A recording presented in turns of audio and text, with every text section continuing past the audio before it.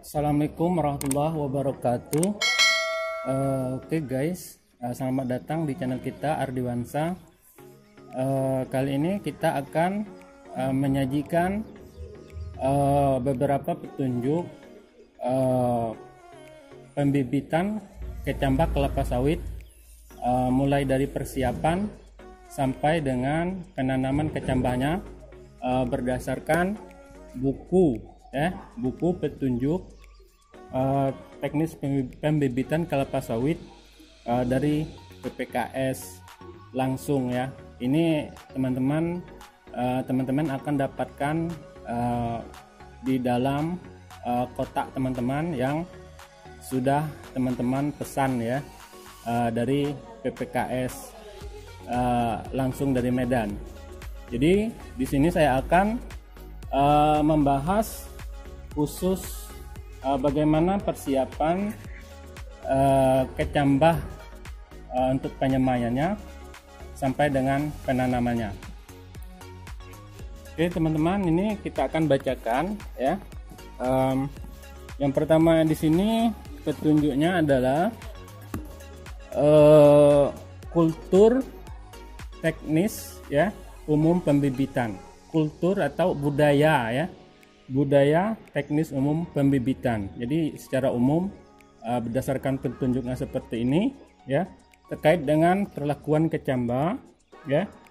Kecambah harus dalam keadaan sejuk ya, lembab dan terhindar dari matahari langsung sampai dengan penanaman.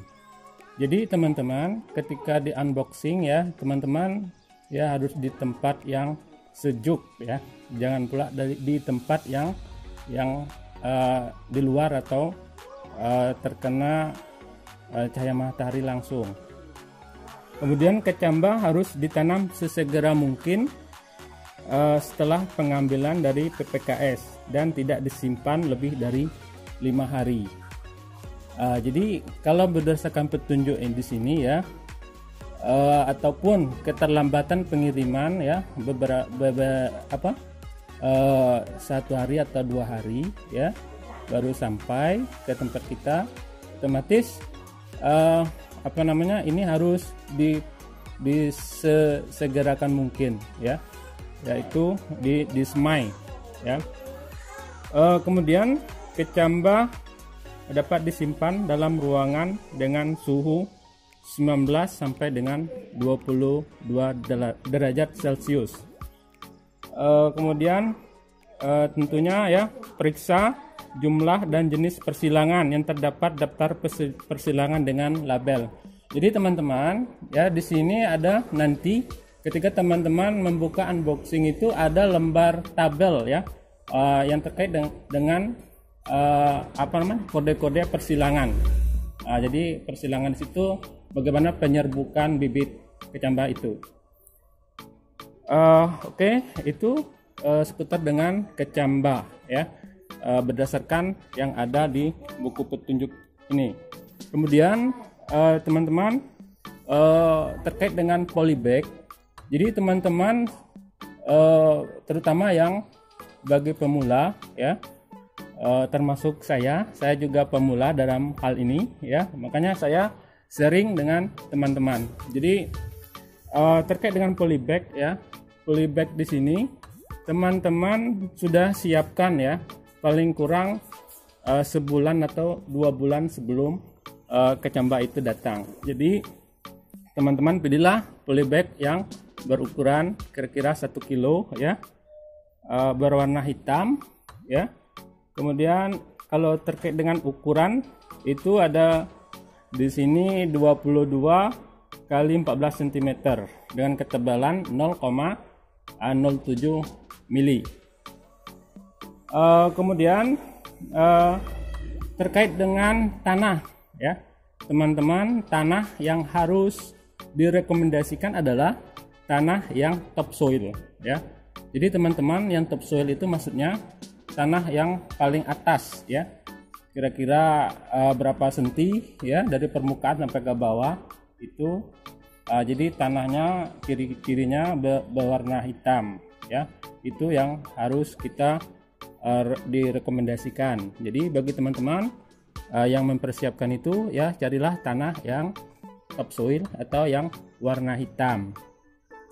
Kemudian teman-teman, terkait dengan pengisian polybag ya, mungkin ini jarang orang yang melakukannya ya. Jadi tadi kita sudah siapkan polybag untuk kita masukkan tanah ke situ ya.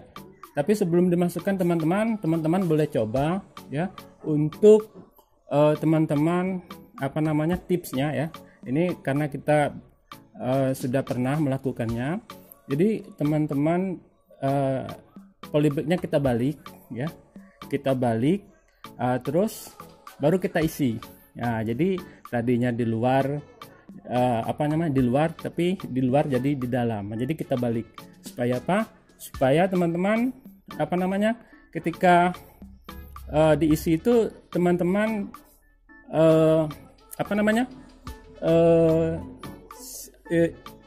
konstan ya, tidak miring.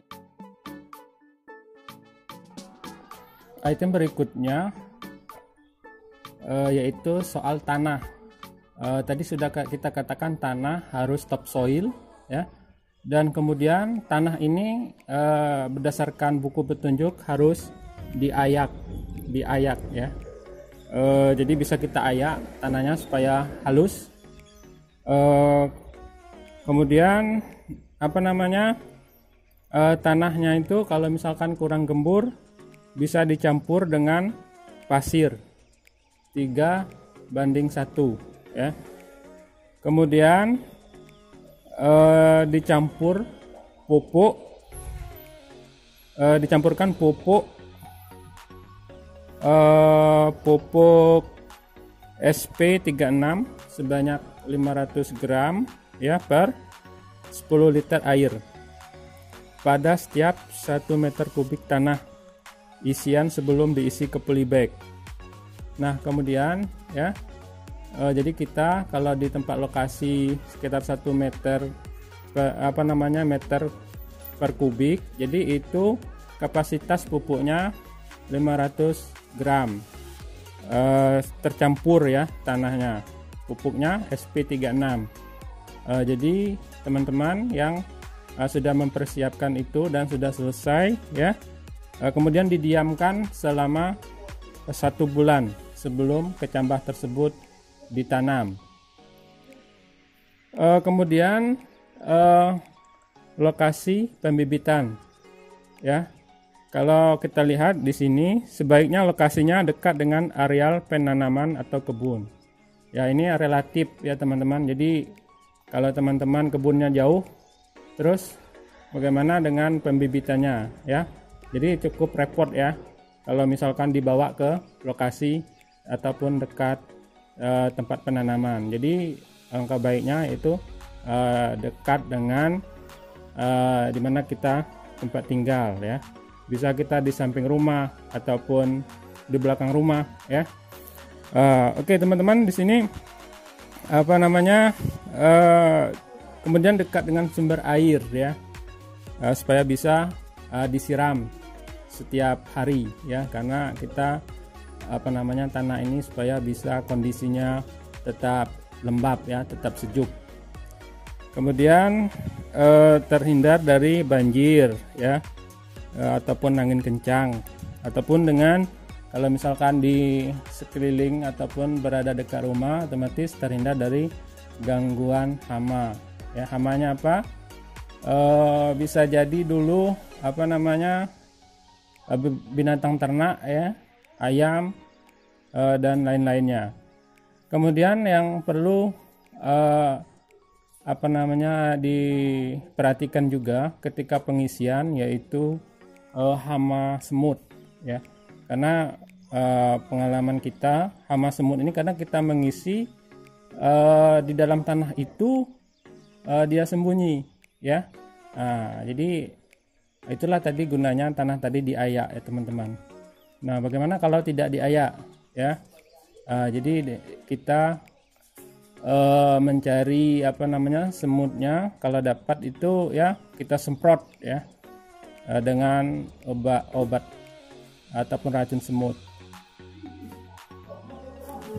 Kemudian ya persiapan untuk lokasi pre-nursery ya terkait dengan kecambah ini ya, otomatis kita membuat lokasinya ya, kita kandang ya, kita pagari ya, supaya tadi gangguan-gangguan ya tidak bisa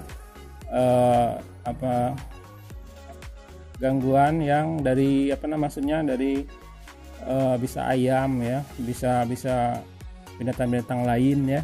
Nah, jadi dengan adanya pagar sekelilingnya ya bisa terjauhi ya.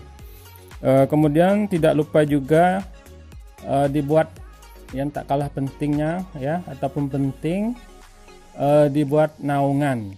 Nah, jadi naungan di sini ya sudah kita buat berdasarkan tiang yang sudah kita siapkan ya, di atasnya yang itu mungkin setinggi 1,2 meter bahkan ataupun lebih ya. Nah, disitulah kita kasih naungan. Nah, jadi umpama kalau kita ada modal bisa kita beli ya, ada sudah dijual ya untuk naungan itu jaringnya. Ataupun kalau misalkan kita buat dari pelepah sawit itu sendiri ataupun daun-daunan bisa juga. Oke teman-teman, kita lanjut dengan penanaman kecambahnya ya. Nah, jadi kalau berdasarkan di buku di sini ya ada item bagaimana cara penanaman kecambah ya. Nah, jadi setelah kantong tadi kita keluarkan ya, kita ditempatkan dalam baki dangkal berisi air agar kecambah tadi tetap sejuk atau dingin.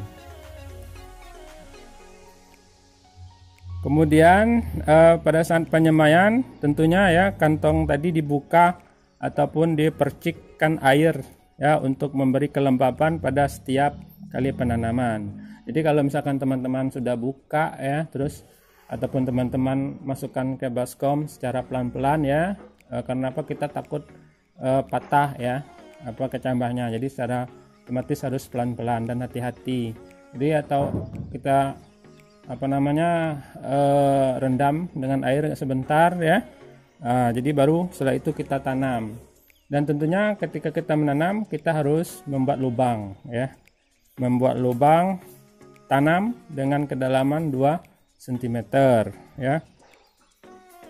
Kemudian teman-teman yang harus tahu ya, mana akar, mana mata tunas. Nah, harus teman-teman jeli melihatnya. Jadi mana teman-teman yang akar itu warnanya itu agak beda sedikit, agak ada kecoklatannya dikit. Antara atas sama bawah itu ada pembatas. Kemudian dari segi ukuran itu yang bawah atau akarnya agak lebih panjang. Nah, jadi teman-teman bisa lihat sendiri ya. Oke teman-teman, kemudian langkah selanjutnya bisa dengan menyeleksi bibit itu. Jadi artinya kalau misalkan bibit yang ditemukan ada yang abnormal, patah, busuk dan ataupun berpenyakit ya, jangan ditanam ya. Nah, jadi tanamlah bibit yang sudah bagus atau sudah diseleksi tadi ya. Jadi teman-teman mungkin itu ya untuk gambaran ya terkait dengan isi yang ada di buku petunjuk petunjuk teknis pembibitan kelapa sawit dari PPKS.